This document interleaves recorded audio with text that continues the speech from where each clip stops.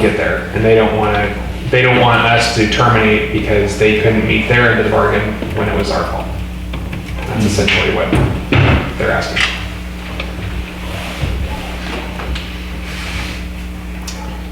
Okay. So our end of it is having the equipment on hand and installed prior to them installing the photovoltaic system. So they'll start installing and install their system probably before we install our equipment. What they're asking for is for us to be done installing our equipment and apply for an inspection by PG&E prior to the end of August to ensure. End of September. September 30th, right? Yeah, September 30th, 2026. For the approval for the submittal for approval. Right. So I'm sorry, end of September. So they'll install their equipment, we'll install our equipment, and then we'll ask for PG&E to do an inspection. That's what they're asking for. So inspection only on the equipment that we purchased and had installed.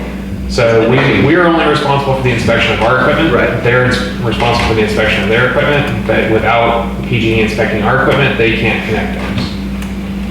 Okay. The tap that has to be in place is the tap that PG&E is going to authorize once they inspect our equipment for compliance and safety and actually bring power to it. Okay.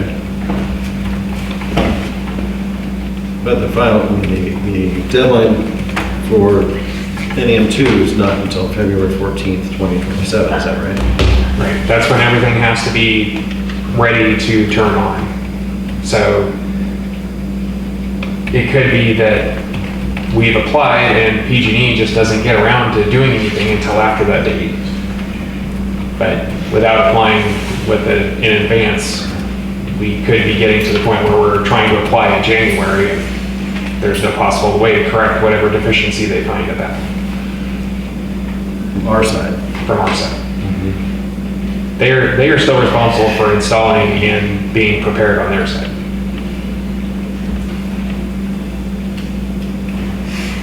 Okay. I don't like it, but all right. Does that mean they have to have the solar panels up and all the conduit in place and so on? Yes. And that's them, correct? So our agreement is that we'll install a conduit to a predetermined point on our property. They will connect to that conduit and run the wire back to our switchgear. But yes, to your comment, they have to install all the solar, all their equipment, and be ready to connect back to our equipment. Right. Okay.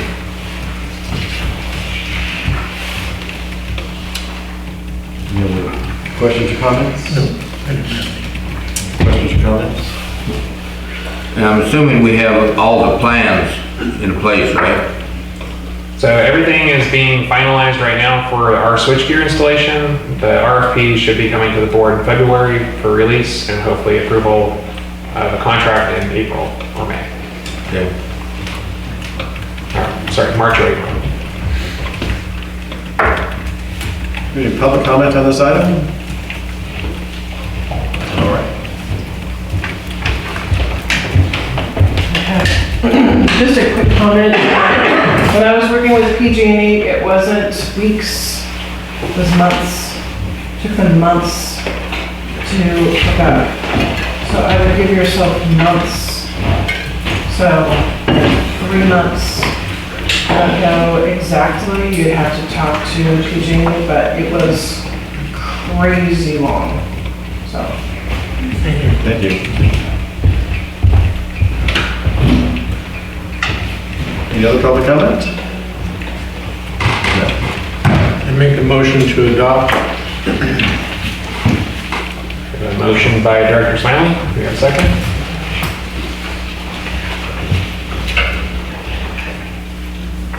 I second.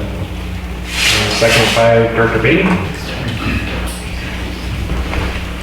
Roll call, please. Director Davis? Yes. Director Smiley? Yes. Director Beatty? Yes. Director Sangster? No. Passes 3-1, 1 vacancy.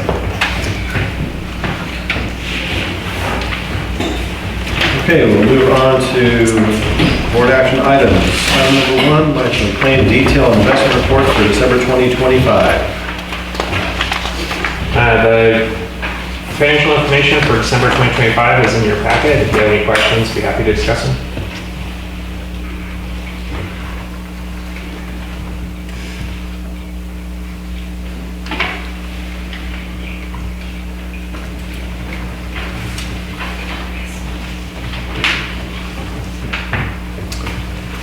Any comments or questions on the I have none. Director Davis? No, I don't have any.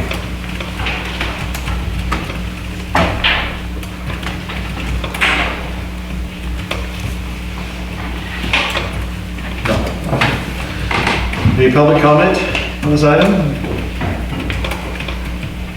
Not.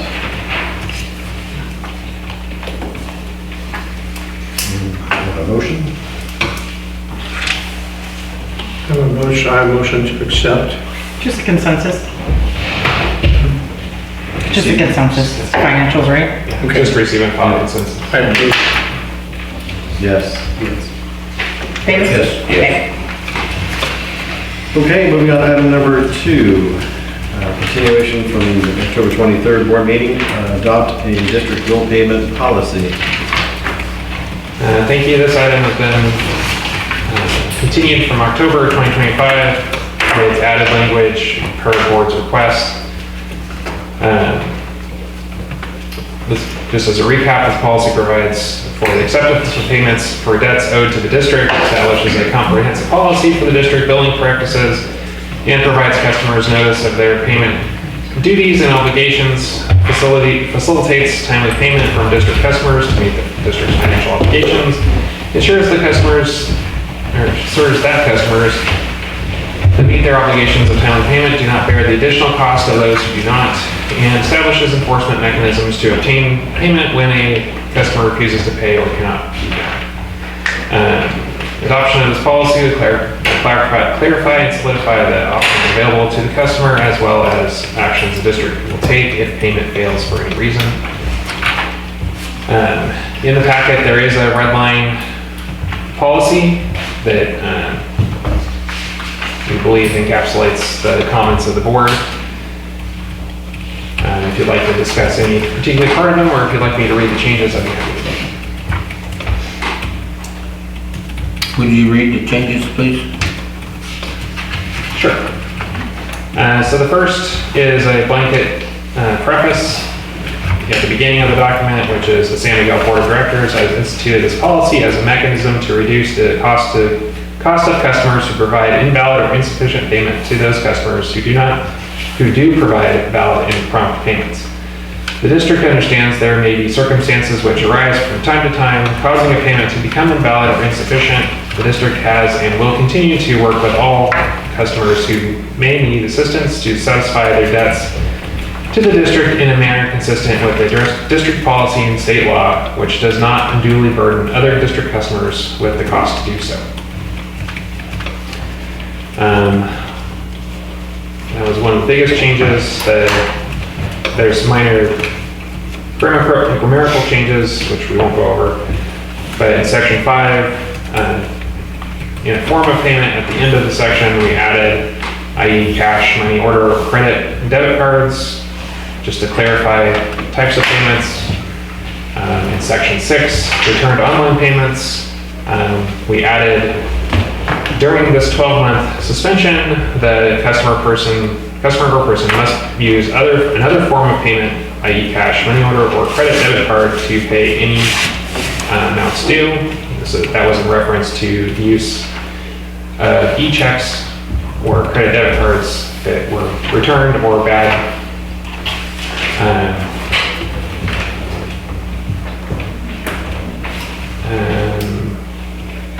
In section 9, under payment arrangements, under 9B1, the installment schedule may be requested for up to a maximum duration of 12 months. Just adding may, requested, and up to a duration for clarity. Under C2, is just a grammatical change. Section 10, appeals to the general manager. 10A was modified to read, any customer of the district may file a written request with the general manager disputing any fee or charge assessed or decision derived through the implementation of this policy. 10B was modified to be within 13 days of submitting the request disputing any fee or charge or decision derived through the implementation of this policy. And that is all the major changes. The rest were just grammatical changes. Yeah, I noticed on your report, there's quite a few people that were behind on their bill. Was it 52 or something like that? I don't recall, but. Yeah, was that at the time of the report? Yeah. Yeah, and so we go through cycles every month where we have a lot of people that are just behind on their bills. Yeah. This particular policy is not necessarily addressing that per se. It's addressing people who are maybe behind or maybe they're current, but they're habitually providing a bad checking account through our online payment, submitting a check that they know is not good, submitting information to our online portal that doesn't get validated and it becomes invalid through our third-party vendors' validation. We have several customers that do this on a regular basis, and unfortunately it ends up costing a lot of staff time and a lot of resources to correct these things. So this policy is to give us the ability to stop taking those forms of payments for up to 12 months so that we can break that cycle. It's not meaning that they can't pay in another form. There's plenty of forms of payment that we will accept. Okay. Yeah, that's the main driver. It does sound less heavy-handed, so I appreciate the changes. Other comments or questions? Comments or questions? Any public comment on this item? None. I would motion to approve.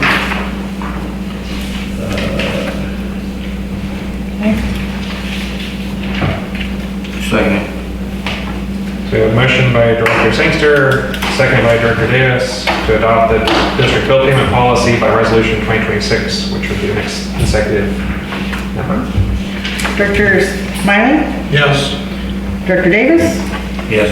Director Beatty? Yes. Director Sangster? Yes. Passes 4-0 with one vacancy. All right, we've got item number 3, policy for appointing persons to vacant board of director seats. It was previously requested that a process be put forward or discussed for filling vacancies and appointments. As of now, the board just follows the statutory framework, which is minimal and doesn't provide for, as you saw tonight, a specific process for how you decide to appoint or what any criteria outside the minimum requirements. Rather than putting forward a policy which just replicates the statutory framework, we've added this discussion item along with what is required under the statute and ask the board to provide input on what you would like that policy to look like, what additional appointment mechanisms would you like to see, any additional criteria, and whether that would be a standalone policy or whether it would be added to the board member handbook.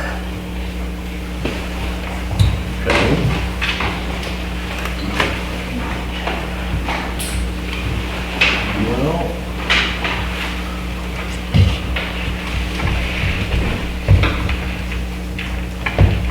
I think that's in the interest of the community to have some further direction as far as how we make the appointments. I think that, again, the county's process is very limited and vague. The qualifications, I think, seem pretty reasonable, that the person meets all the qualifications and they understand the expectations. seems like there's more that could be applicable to this position specifically that might be of value to the community.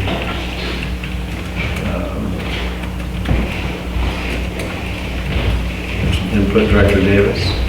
I think that's a good idea because we definitely we don't want an election and we don't want the county appointing a member to the board of directors. And there should be some way that could be changed to where, you know, if the board can't come together and nominate one, you know, one person, there's something wrong, and a lot of it is because of bickering and stuff like that. And there's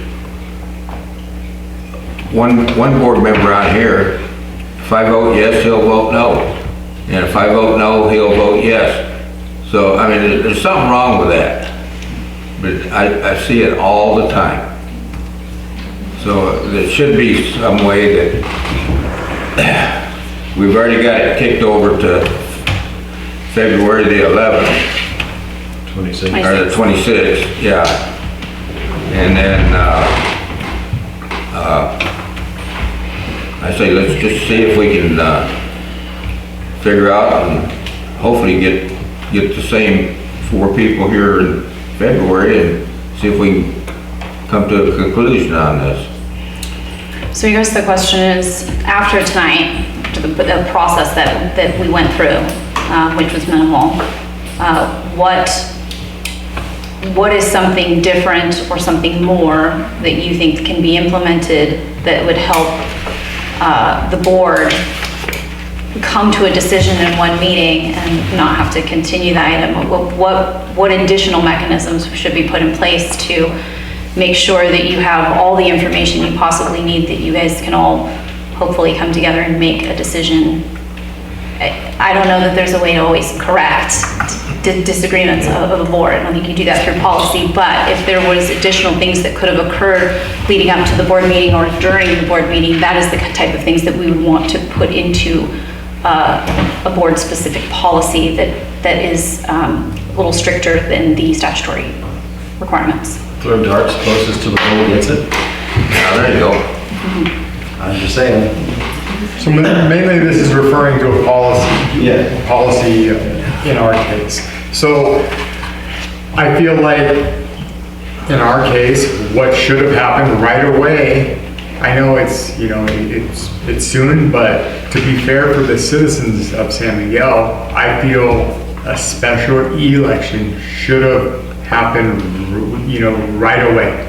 Given, you know, I feel like the residents here have every right to want to pick, you know, they should be able to choose who they feel would be the best person to help represent our state. So that requires a majority vote for a special election to occur. It's not something you can really build into the process unless the entirety of the board says, we're not going to make appointments anymore and we're only going to do special elections. Well, I mean, just like in this case, it was sudden.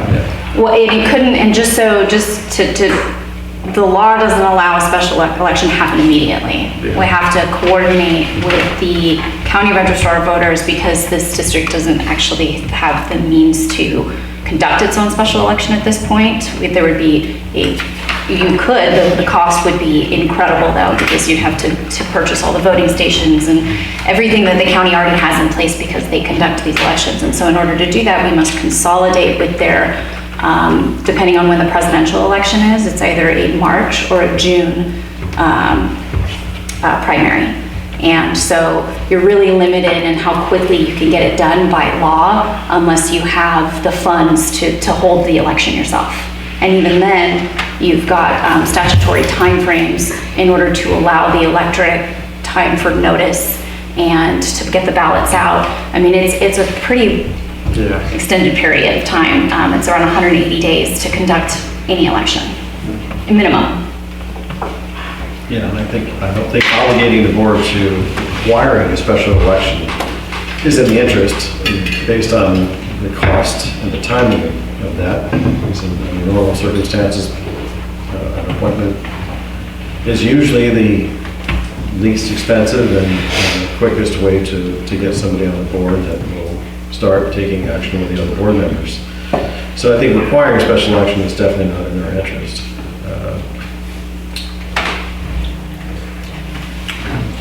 I don't know if there's other criteria that could help us determine a suitable candidate that goes beyond what is required in the qualifications. Are there other districts that you work with that have policies of this nature that make it maybe easier or more well thought out in this process? I haven't seen it as much with special districts, but cities, for example, will, when they're conducting the public interviews, their policy will state that each council member or legislative body member can come up with their own 3 to 5 questions, so that it's a little more versatile and personalized for each member, and some questions will be thought of that others hadn't, and they are not questions that are, you can decide if you want to give them on the front end or if you want them to just come as prepared to answer your questions at random. I mean, that's part of the policy as well. Are they given out beforehand, or are they just come ready to be interviewed? How many questions does each board member get? If you're going to individualize them that way, that's always one way to get a little more out of the process than a set amount of questions that maybe in the moment you think is something that you'd like to input. And is that okay, right? And if so, then do you circle back with the other candidates? So those are the kinds of things that you want to think about. I think 5 standardized questions is fine, but having each board member the ability to formulate 3 of their own questions either before or during the interview process would be valuable. Yeah. I do agree to that. I'd like to make a comment. Please. I'm not comfortable with the board picking a member out for, I'd rather just go to the county, and I want to remind everybody that's in the community, not one person on this board was elected. Every single one of us was appointed. That's not democracy, that's not the election process that it should be. So remember that, every one of us, including myself, were appointed. And include Director Green when he was here. So I want to think about that going forward, letting the process play out instead of some kind of quick fix that some of the board wants. Comment. Well, me and Director Smiley, we weren't appointed. There was an election. We were the only 2 people that were running. Same with myself and Director Beatty. Yeah. We were not appointed by the board of Yeah. supervisors to put our names on the ballot. Yeah. We were the only ones that were. My point being is that nobody voted for you guys. There wasn't more than candidates than there were seats. It doesn't mean we were appointed by the board of supervisors. But it mean, it's the same thing. It isn't. The board of You're not supervisors- elected, But the board of supervisors did not appoint any one of us. okay? Still same thing. We all went to the county and put our names to be elected. We didn't, we got on here without any kind of an election.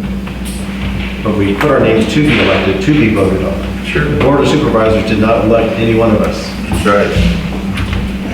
Or appoint, I'm sorry, did not appoint. Oh, anyone. you're on here by default, we all are. Okay.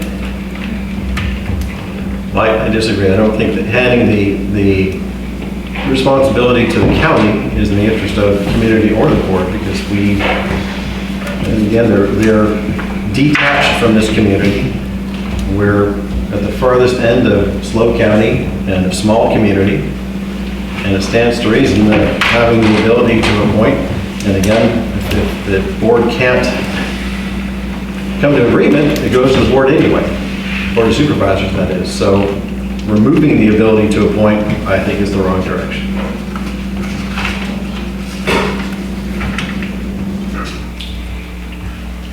Well, I still think that, the board members, I mean, you know, you can have a set of questions, but the board members should be able to ask questions of the ones that we're trying to fill, you know.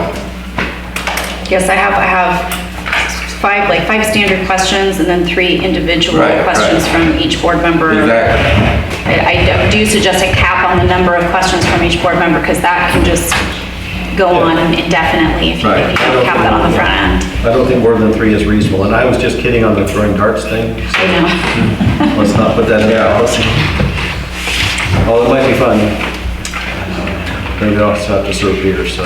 But Probably not ideal. And I also, I think whoever is asked the question should have to answer that question. I mean, you could certainly consider that in your evaluation if they don't. Yeah. Right, yeah. Can't force them. to Can't force answer. them to Yeah, answer. okay, gotcha.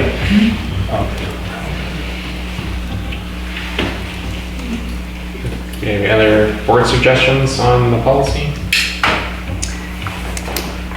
I agree with you, being able to, you know, have us able to actually ask a couple questions, because, you know, the questions that we read, there's only so many ways that people can answer, and essentially, you know, they first come up, a few of the questions, but they repeat themselves. But a lot of these questions are, you know, it's like, well, what other information can I tell you? That's another question for the process for coming up with the questions. Is Yeah. that something that the board wants to implement when deciding to do, because you're always going to have the moment where there's a vacancy, you have to call it, you have to decide on a special, or you have to decide on an appointment, right? So do you want to formulate the questions at that point in time as part of that meeting process if you decide to appoint, so that they're relevant to what is going on in the district at that time and what's important? Or are there going to be 5 standard questions that just exist in perpetuity? Right. So when I say the 5 standard questions, I don't mean that they should be the same forever. I think that the 5 standard questions should be asked to each candidate who's expressed interest. And those can be pulled from a list of 25 questions, or whatever we have as like a basic list of questions we think would be suitable.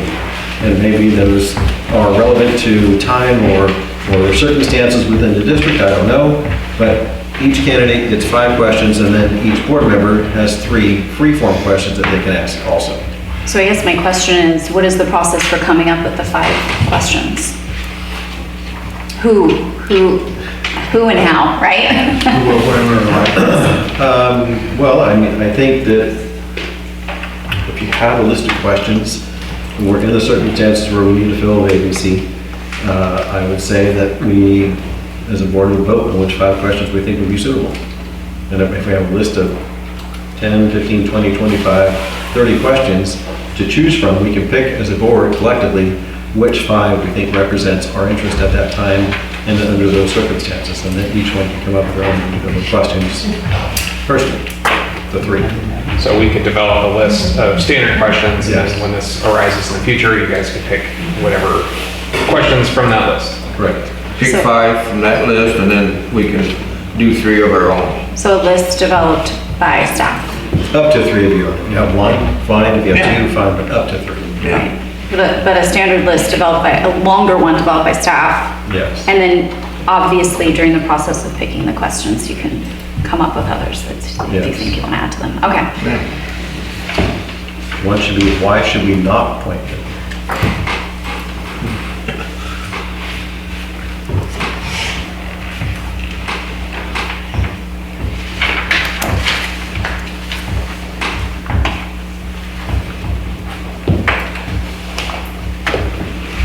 Okay.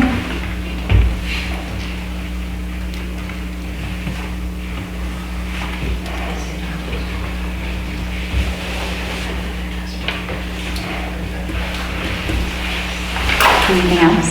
That's all the input I have. Gentlemen? I agree.